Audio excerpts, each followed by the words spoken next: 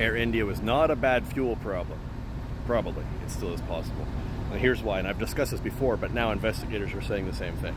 Okay, a couple of reasons. Yes, other planes could have taken off. There have been other fuel-related issues where it wasn't related to the fueling itself, but residue in the tanks or additives and things like that. But there's some key differences. Dual, simultaneous engine failure. In the other cases, they had throttling problems in which the engines didn't just go off.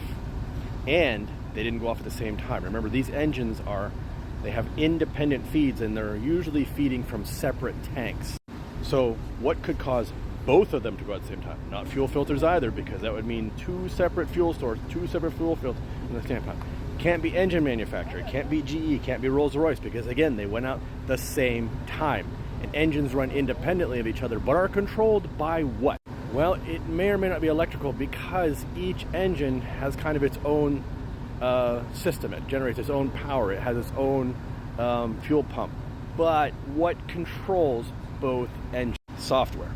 Software, as I mentioned before, is one of the only single points of failure that could shut down both engines at the same time. But it might not be the software itself. If there was a bad sensor that led the software to believe something was happening that wasn't, it could cause. But usually there are multiple sensors for this variable. So I'm back to my original theory: sensors or software. Whatever it is, does not look good for both.